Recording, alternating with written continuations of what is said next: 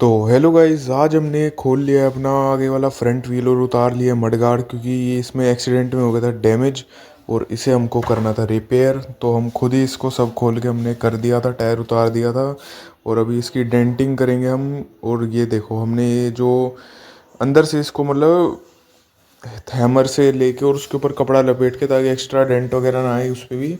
तो हमने अच्छे से इसका डेंट बाहर निकाल लिया है, जो इस पे एक्सीडेंट की वजह से लगा था, जो लेग गार्ड इसका वापस आके इसके इसी के ऊपर चोट मार दी थी जिसने। और ये इसके आगे की जो एजिस से जिस पे रस्टिंग हो गई थी, वहाँ भी हमने पेंट स्क्रैप कर दिया है। तो इस एरिया पे भी आराम से अभी हम पेंट करने वाले हैं, जो स्प्रे कैन का पेंट होता है। तो ये अभी हमने स्टार्ट कर दिया है स्प्रे करना।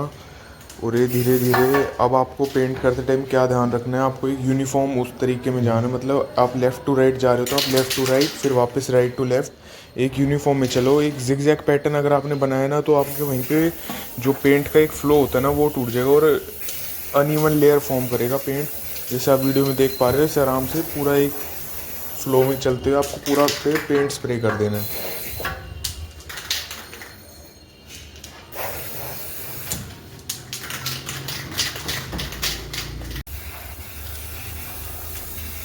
और इसको नीचे रख के जो एजेस हैं जहाँ पे आप पेंट लगा सकते हो, आपको लग रहा है कि अंदर की तरफ भी आगे फ्यूचर में भी रस्ट लग सकता है, तो पूरे को कवर कर दो आप एक बार में, अगर पेंट कर ही रहे हो तो। जैसे साइड पे एजेस भी, जहाँ से हिंजेस में से आपका जो मडगार्ड माउंट होता है आपके व्हील के ऊपर।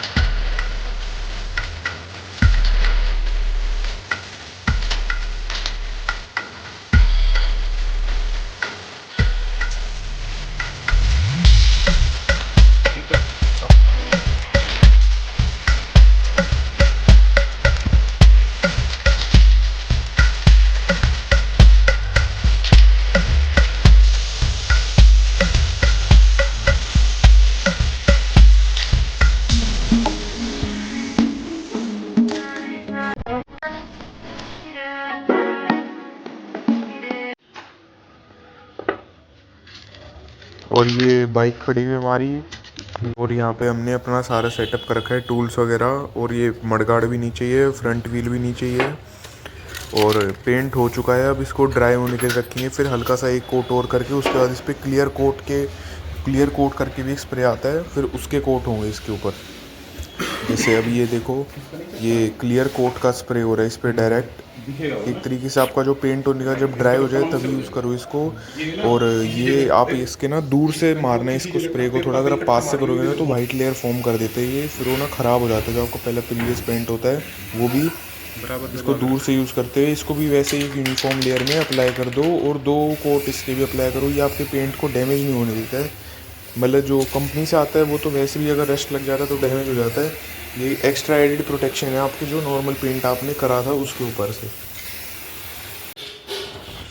और ये देखो, ये रहा पेंट के बाद कुछ ऐसा लग रहा है। ऊपर से मडगार्ड जो पहले आपने देखा था पूरा डेंट आ रखा था, बहुत भयंकर, जो पेंट स्क्रैप हो रखा था पूरा, फिर हमने बाहर निकाला। उसके बाद अब इसकी कुछ ऐसी लुक आ रही है, साइडों में भी पेंट हो गया है।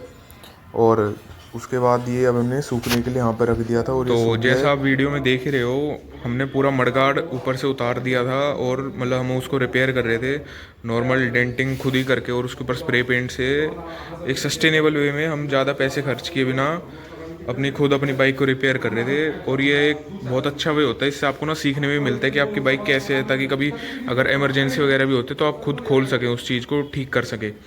तो ये देखो, यहाँ पे फ्रंट व्हील यहाँ खुला हुआ है।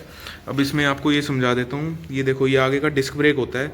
अब एक चीज़ बहुत ध्यान से रखनी है आपको, जब आप आगे से फ्रंट व्हील उतारते हैं तो आपको जो डिस्क ब्रेक का लीवर होता है ना, ये बिल्कुल भी वो दबाना नहीं है, प्रेस नहीं करना है, नहीं तो ना इसमें प्रॉब्लम आ जाती है, फिर आपको वापस से सेट करवाना पड़ता है और आपसे खुद हो नहीं पाएगा, फिर वो आपको सर्विस सेंटर ही लेके जानी पड़ती है। तो यहाँ पर जो व्हील में लगता है, सबसे पहले तो ये व्हील का स्पेसर होता है, यहाँ पे अंदर ऐसे डलता है फ्रंट व्हील के अंदर, ये भी रिमूव होता है। इसको रिमूव करते टाइम तो इसको बहुत संभाल के रख लिया करें। इसके बाद जो फ्रंट व्हील में इस तरफ में जो स्पिंडल होता है, वो ये स्पिंडल होते हैं, बीच में से जा रखा होता है यहाँ पे कुछ ऐसे, ये आपके फ्रंट व्हील को आगे रखता है शॉकर्स के बीच में, और ये इसको एक तरफ से इसका नट और बोल्ट और वाशर हैं इसके। अब ये इसकी डिस्क प्लेट कुछ ऐसी है, इसको आप यहाँ से ऐसे खोल के चेक भी कर सकते हो कि कितनी घिस चुकी है और वो सब। ये इसका हब है यहाँ पे अंदर। और एक चीज़ ध्यान रखना, जब आप इसको वापस से डालें, मतलब स्पिंडल को जब वापस डालें तो ग्रीस का ज़रूर यूज़ करना, नहीं तो बाद में ना फ्रिक्शन क्रिएट करेगा और उससे आपका वेयर एंड टियर हो जाएगा जो स्पिंडल है उसका भी, और फिर वो हब को ख़राब कर देगा अंदर के पूरे उसको। और फ्रंट व्हील का मैं आपको डालने का प्रोसेस दिखाऊंगा। मैं खोलने का प्रोसेस रिकॉर्ड करना भूल गया था। आपको जो इस तरफ पे होता है ना, वहाँ पे आपको ये जो आपके टूल किट में साथ में आते हैं टूल्स, एक ये लेना है, एक ये लेना है। आपको इसके अंदर ये इस तरीके से इसके अंदर डाल देना है, ऐसे फिट करके।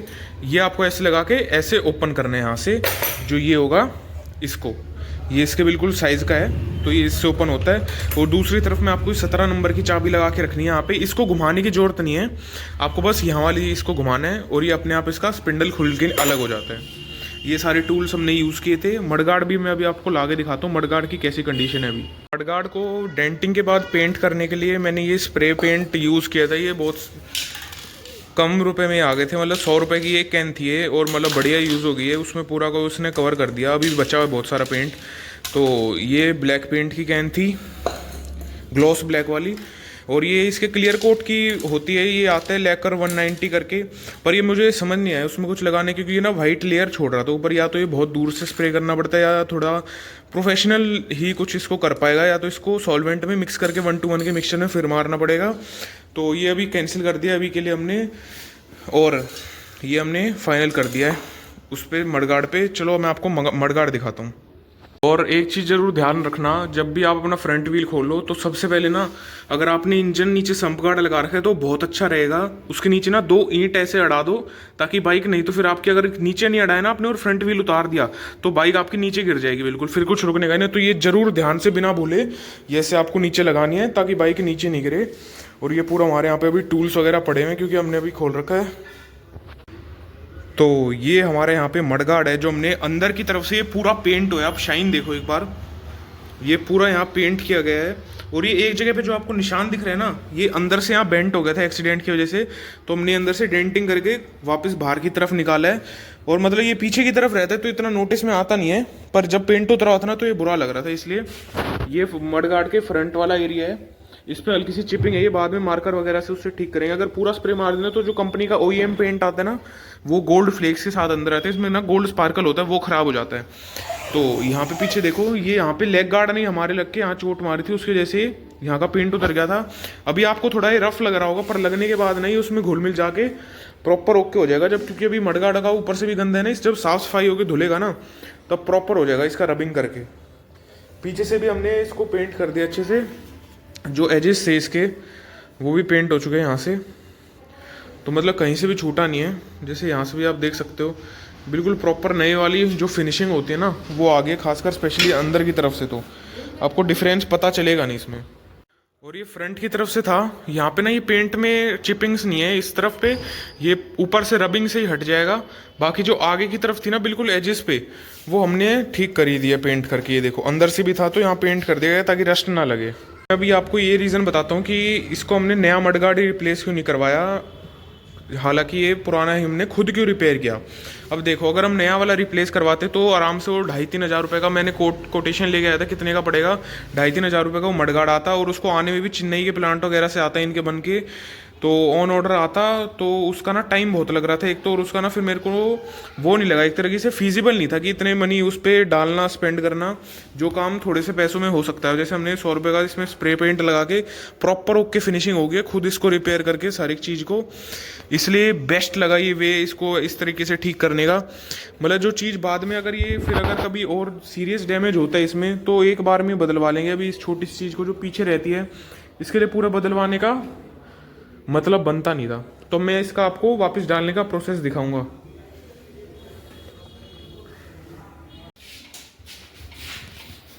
और ये हमने मडगार्ड वापस अटैच करने का प्रोसेस स्टार्ट कर दिया है। जो आपने पहले नट्स खोले थे ना, वो आपको वापस इसमें जो आपका टूल्स है उन्हीं से आप इसको वापस यूज़ करेंगे और मतलब आपको वो कस देने वापस इसके ऊपर। ये मतलब ईज़ी प्रोसेस है एक मडगार्ड लगाने का। वो टायर से पहले मडगार्ड लगाना है, टायर के बाद मडगार्ड एडजस्ट नहीं होगा। टायर हमेशा मडगार्ड लगाने के बाद ही लगाना है। और आप यहाँ पे जैसे मैंने किया है शॉकर्स और उसके बीच में ना एक माइक्रोफाइबर क्लॉथ लगा सकते हो, ताकि आपके शॉकर्स की वजह से जब आप लगाते हो ना तो एडजस्ट करना पड़ता है, उसकी वजह से आपका मडगार्ड स्क्रैच ना हो। और ये फाइनल जो हमने टायर लगा दिया था उसके बाद का लुक है। ये देखो, ये हल्का सा जो लाइन आ रही है ना वो हमने स्प्रे पेंट की वजह से आ रही है। ये बफिंग के बाद ना बिल्कुल ओके हो जाएगा, न्यू जैसा लगेगा मडगार्ड। और ये फाइनल जो हमारा था ये हमने खुद DIY खुद हमने रिपेयर कर लिया इसको पूरा। तो अगर वीडियो अच्छी लगी हो तो वीडियो को लाइक कर देना, चैनल को सब्सक्राइब कर लेना और अपने दोस्तों के साथ शेयर कर दो।